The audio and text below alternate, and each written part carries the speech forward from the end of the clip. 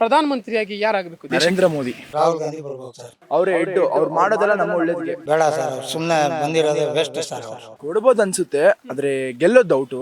ಕೆಲಸ ಇಲ್ಲ ಅಂದ್ರೆ ಏನ್ ಮಾಡ್ತಾರೆ, ಪಾರ್ಕಲ್ಲಿ ಕೂತ್ಕೊಂಡು ಟೈಮ್ ಪಾಸ್ ಮಾಡ್ಬಿಟ್ಟು ಹೋಗ್ಬೇಕು.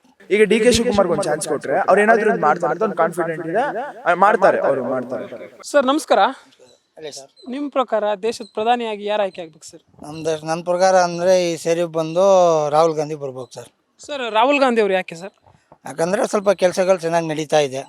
ಅವ್ರು ಬಂದರೆ ಸ್ವಲ್ಪ ಕೆಲಸ ಆಯ್ತದೆ ಎಲ್ಲರಿಗೂ. ಯಾಕೆ ಓದಿರೋರು ಅವ್ರಿಗೆ ಗೊತ್ತಾಯ್ತದೆ. ಈಗ ನಾವು ಓದಿಲ್ಲ, ನಮ್ಗೇನು ಗೊತ್ತಾಗಲ್ಲ. ಅವರಾದರೂ ಓಕೆ. ಸೊ ರಾಹುಲ್ ಗಾಂಧಿ ಅವರು ಆಗಬೇಕು ಸರ್. ಓಕೆ. ಸೊ ಪ್ರಧಾನಿ ಆಗಿ ನರೇಂದ್ರ ಮೋದಿ ಅವರು ಇದಾರಲ್ವಾ, 2 ಅವಧಿಗೆ ಅವ್ರು ಪ್ರಧಾನಿ ಆಗಿದ್ರು, ಮತ್ತೆ 3ನೇ ಅವಧಿಗೆ ಮುಂದುವರಿಯೋದು ಬೇಡ ಅಂತ. ಅದು ಬೇಡ ಸರ್, ಅವ್ರು ಸುಮ್ಮನೆ ಬಂದಿರೋದೇ ವೇಸ್ಟ್ ಸರ್. ಅವರು ಸೊ ಬೇಡ ಅವರು ಮತ್ತೆ ಬೇಡ ಸರ್, ವೇಸ್ಟ್. ಬಂದರೆ ಏನು ಯೂಸ್ ಇಲ್ಲ ಸರ್. ಏನಾದರೂ ಕಾರಣಗಳಿದೆ ನಿರ್ದಿಷ್ಟವಾಗಿ ಇವ್ರು ಬೇಡ ಅನ್ನೋದಕ್ಕೆ? ಕಾರಣ ಬೇಜಾನಿದೆ ಅವ್ರದ್ದು. ಏನು ನೋಟ್ ಬ್ಯಾನ್ ಮಾಡಿದ್ರು, ಈಗ 2,000 ಬ್ಯಾನ್ ಮಾಡಿದ್ರು, ಇದು ಮಾಡಿದ್ರು, ಅದು ಏನು ಒಳ್ಳೇದು ಮಾಡೋರು ನಮಗೆ? ಏನು ಒಳ್ಳೇದಿಲ್ಲ. ಎಲ್ಲ ನಮಗೆಲ್ಲ ರೋಡಿಗೆ ತಂದು ಬಿಟ್ಟವ್ರೆ, ಅಷ್ಟೇ ಇರೋದು. ಓಕೆ. ಸೊ ನರೇಂದ್ರ ಮೋದಿ ಅವರು ಮತ್ತೆ ಪ್ರಧಾನಿಯಾಗಿ ನೋಡೋಕೆ ಇಷ್ಟಪಡಲ್ಲ ನೀವು? ತಾನೇ ಇಲ್ಲ ಸರ್. ಓಕೆ. ಸೊ ಇಲ್ಲಿ ರಾಜ್ಯದ ವಿಚಾರ ಬರೋದಾದ್ರೆ, ರಾಜ್ಯದಲ್ಲಿ ಕಾಂಗ್ರೆಸ್ ಆಡಳಿತ ಹೇಗಿದೆ sir? Congress okay sir, Congress good ನಮಗೆ, ಕರೆಕ್ಟಾಗಿದೆ. ಸಿದ್ದರಾಮಯ್ಯ ಇರಲೇಬೇಕು, ಅವ್ರು ಇದ್ದರೆ ಇನ್ನೂ ಒಳ್ಳೇದೇ ನಮಗೆ.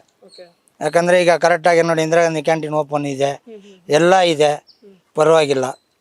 ಏನಂದರೆ ಅವರು ಒಂದು 2-3 ಇದು ಮಾಡ್ಬಿಟ್ಟು ಹೆಂಗ್ಸ್ರಿಗೆ ಮಾತ್ರ ಫ್ರೀ, ಗಂಡಸ್ರಿಗೆ ಏನು ಫ್ರೀ ಇಲ್ಲ. ಏನು ಹೇಳ್ತೀರಾ? ಈಗ ಹೆಂಗ್ಸ್ರಿಗೆ ಫ್ರೀ ಕೊಟ್ಟಾರಲ್ವಾ, ಗಂಡಸ್ರಿಗೆ ಏನು ಫ್ರೀ ಇಲ್ಲಲ್ಲ, ಅದು ಒಂದೇ ಬೇಜಾರು, ಬೇರೆ ಏನಿಲ್ಲ. ಸೊ ಅದೇ ಯೋಜನೆಗಳ ಬಗ್ಗೆ ಮಾತಾಡೋದಾದ್ರೆ, ಅನುಕೂಲ ಇದೆ ಅಂತೀರಾ ಜನರಿಗೆ? ಅನಾನುಕೂಲತೆ ಇದೆ? ಅನುಕೂಲ ಕರೆಕ್ಟಾಗಿದೆ. ಒಟ್ಟಿನಲ್ಲಿ ಇದು ಒಂದು ಮಾಡಿರೋದು ಅವ್ರ ತಪ್ಪು. ಲೇಡೀಸ್ಗೊಂದು ಫ್ರೀ ಕೊಟ್ಟಾರಲ್ಲ, ಜೆಂಟ್ಸ್ಗೆ ಯಾಕೆ ಫ್ರೀ ಕೊಟ್ಟಿಲ್ಲ? ನಾವು ಓಟ್ ಹಾಕಿಲ್ವ ಅವ್ರಿಗೆ? ನಾವು ಹಾಕಿದ್ವಿ ತಾನೇ ಲೈನಲ್ಲಿ ಎಲ್ಲ ನಿಂತ್ಕೊಂಡ್ಬಿಟ್ಟು. ಅವ್ರು ನಮ್ಗೆ ಕೊಟ್ಟಿಲ್ಲ ಯಾವುದೂ. ಒಟ್ಟಿನಲ್ಲಿ ಅವರು ಇದ್ರೂ ಒಳ್ಳೇದು ಬಿಡಿ. ಈಗ ಇಂದಿರಾ ಕ್ಯಾಂಟೀನ್ ಓಪನ್ ಆಗಿದೆ, ಎಲ್ಲ ಕಡೆನೂ ಅನುಕೂಲ ಇದೆ, ಅದು ಸ್ವಲ್ಪ ಪರವಾಗಿಲ್ಲ. ಸರಿ ಸರ್. ಸರ್ ಈಗ ಈ ಯೋಜನೆಗಳು ಏನಿದೆಯಲ್ಲ, ಇದನ್ನು ಹೊರತುಪಡಿಸಿದ್ರೆ ಬೇರೆ ಯಾವ ಯೋಜನೆಗಳು ಆಗಬೇಕಿತ್ತು ಅನ್ಸುತ್ತೆ ನಿಮಗೆ? ನನಗೆ ಅದ್ರ ಬಗ್ಗೆ ಏನು ಐಡಿಯಾ ಇಲ್ಲ ಸರ್. ಈಗ ಏನು ಫೀಲ್ಡ್ ಬೇಸಿಕಲಿ ಈಗ ಏನಿದೆಯಲ್ಲ ಫೀಲ್ಡಲ್ಲಿ, ಈಗ ಏನು ಚಾಲ್ತಿಯಲ್ಲಿದೆ ಇಷ್ಟು ಯೋಜನೆಗಳು, ಮಹಿಳೆಯರಿಗೆ ಬೇಡ ಅಂತ ಅಂದ್ರಿ ನೀವು. ಅಂದರೆ ಮಹಿಳೆಯರಿಗೆ ಬೇಡ ಅಂತಲ್ಲ, ಎಲ್ಲರಿಗೂ ಮಾಡಬೇಕಿತ್ತು ಅಂತ ಹೇಳಿ.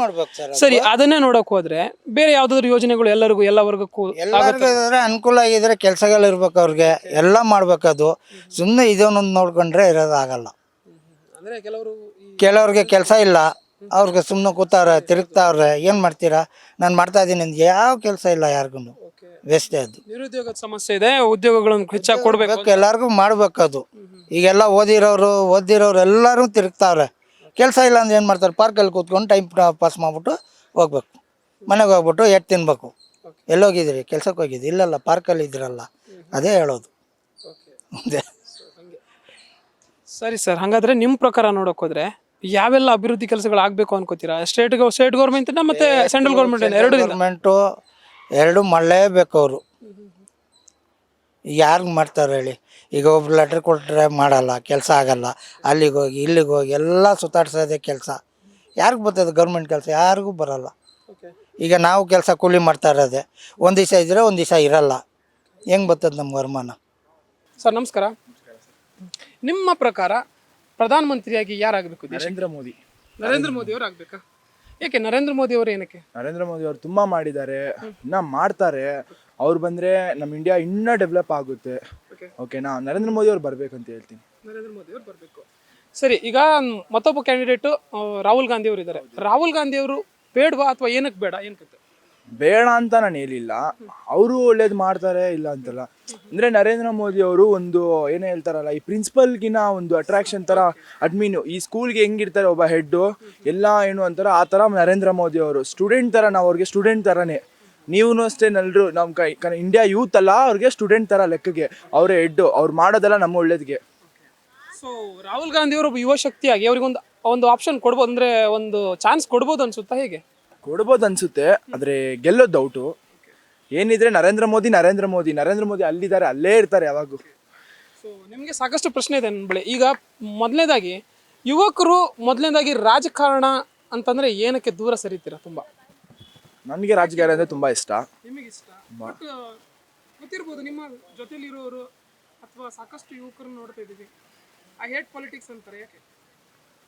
ಒಬ್ಬೊಬ್ರು ಒಂದೊಂಥರ ರಾಜಕೀಯ ಇರ್ತಾರೆ, ಅದರಿಂದ ಅವ್ರು ಆಪೋಸಿಟ್ ಆಗಿರ್ತಾರೆ. ಇವಾಗ ನೋಡಿ, ಕಾಂಗ್ರೆಸ್ಸಲ್ಲಿ ಫ್ರೆಂಡ್ ಇರ್ತಾರೆ, BJP ಫ್ರೆಂಡ್ ಇರ್ತಾರೆ, JDS ಅಲ್ಲಿ ಫ್ರೆಂಡ್ ಇರ್ತಾರೆ.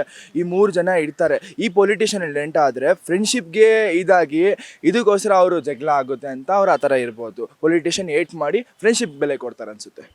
ಸೊ ಇಲ್ಲಿ ಆರ್ಗ್ಯುಮೆಂಟ್ಗಳ ಅವಶ್ಯಕತೆ ಇಲ್ಲ ಅಂತಂದರೆ ದೇಶವನ್ನು ಆಳೋಕೆ ಒಬ್ಬ ಸಮರ್ಥ ನಾಯಕನನ್ನು ಆಯ್ಕೆ ಮಾಡಬೇಕು, ನಮ್ಮ ಜನಪ್ರತಿನಿಧಿಯನ್ನು ಆಯ್ಕೆ ಮಾಡಬೇಕು ಅನ್ನೋದು ಅವ್ರ ಮನಸ್ಸಲ್ಲಿ ಇರಬೇಕಾಗುತ್ತೆ.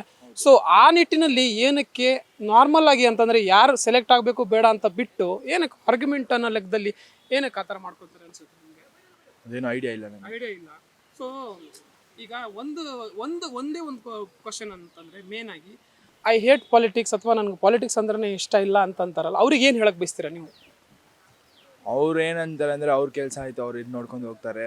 ಯೂತ್ ಬಗ್ಗೆ ಅವ್ರು ಎಷ್ಟು ತಲೆ ಕೆಡ್ಸ್ಕೊತ ಇಲ್ಲ ಅಂತೀನಿ. ಅಂದರೆ ಅವ್ರ ಫ್ಯಾಮಿಲಿ ಅವ್ರು ನೋಡ್ಕೊತಾರೆ, ಪಾಲಿಟಿಕಲ್ಲಿ ಇರ್ತಾರೆ. ಓಕೆ, ಒಂದು ಜನಸೇವೆ ಆಗಿರಬೇಕು, ಜನಸೇವೆ ಆಗಿ ಜನಗೋಸ್ಕರ ಇದು ಮಾಡಬೇಕು, ಸೋಷಲ್ ವರ್ಕ್ ಆಗಿ ಇರಬೇಕು ಅಂಥವ್ರಿಗೆ ಹ್ಯಾಟ್ಸ್ ಆಫ್ ಹೇಳ್ತೀನಿ. ಈ ಪೊಲಿಟಿಷಿಯನ್ ನಾನೇನು ಹೇಳೋಕ್ಕಾಗಲ್ಲ. ಓಕೆ, ಸೊ ಪಾಲಿಟಿಕ್ಸ್ ಬಗ್ಗೆ ನೀವು ಅದನ್ನು ಅಂದರೆ ಬೇರೆ ರೀತಿ ಹೇಳಿ ಅಂತಲ್ಲ, ಬಟ್ ಸ್ಟಿಲ್ ಅಂದರೆ ಇವರು ಯೂತ್ಸು ಯಾಕೆ ಆ ಒಂದು ಆಯ್ಕೆಯನ್ನು ಅಂತಂದರೆ ಯಾರು ಆಯ್ಕೆ ಆಗಬೇಕು ಅನ್ನೋದ್ರ ಬಗ್ಗೆ ಗಮನನೇ ಹರಿಸಲ್ಲ.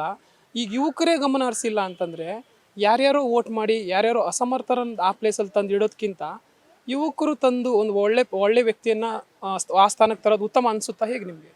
ಇಲ್ಲ ಇಲ್ಲ ಇಲ್ಲ ಅಲ್ವಾ? ಸೊ ಉತ್ತಮ ವ್ಯಕ್ತಿಯನ್ನೇ ಆಯ್ಕೆ ಮಾಡಬೇಕು ಅಂತಂದರೆ ಸೊ ಯುವಕರು ಅಥವಾ ವಿದ್ಯಾವಂತರೇ ಆ ಒಂದು ಪ್ರಯತ್ನ ಮಾಡಬೇಕಲ್ವಾ? ಆಗುತ್ತೆ ಸರ್, ಎಲ್ಲರೂ ಅಷ್ಟೇ.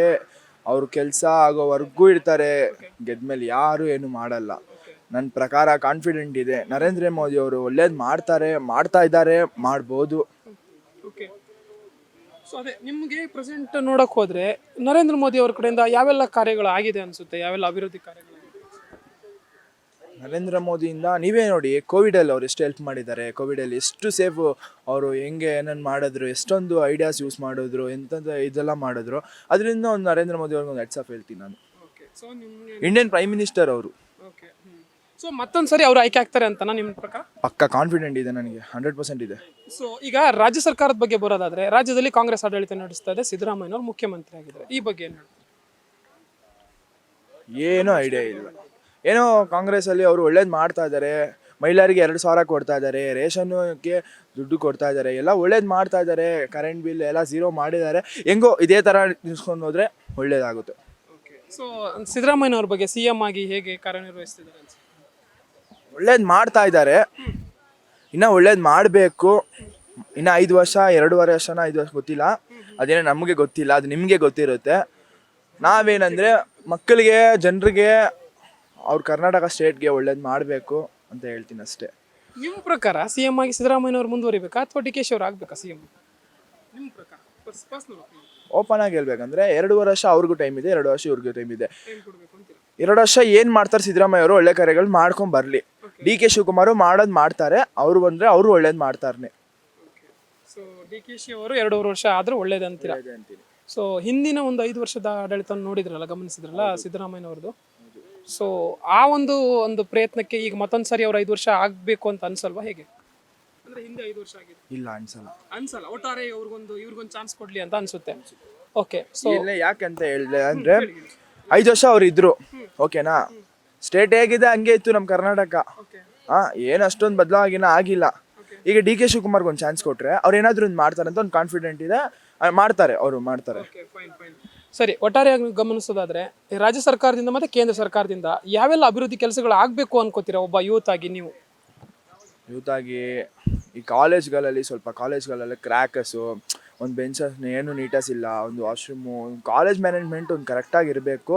ಈ ಗೌರ್ಮೆಂಟ್ ಕಾಲೇಜೇ ನಾನು ಮೇನಾಗಿ ಹೇಳ್ಬೇಕಂದ್ರೆ, ಯಾಕಂದರೆ ಈ ಕಾಲೇಜ್ಗಳಲ್ಲಿ ಕೇರ್ಲೆಸ್ ಆಗಿ ಇಟ್ಕೊತಾರೆ. ಯಾಕಂದರೆ ಯಾವ ಸರ್ಕಾರನೂ ಬಂದು ನೋಡಲ್ಲ ಕಾಲೇಜ್ ಅಂದಮೇಲೆ. ಎಲ್ಲ ನೋಡಬೇಕು, ಬರಬೇಕು, ಏನಾಗ್ತದೆ ಕಾಲೇಜಲ್ಲಿ, ಏನು ನಡೀತದೆ ಅಂತ ನೋಡಬೇಕು ಅಲ್ವಾ ಸರ್?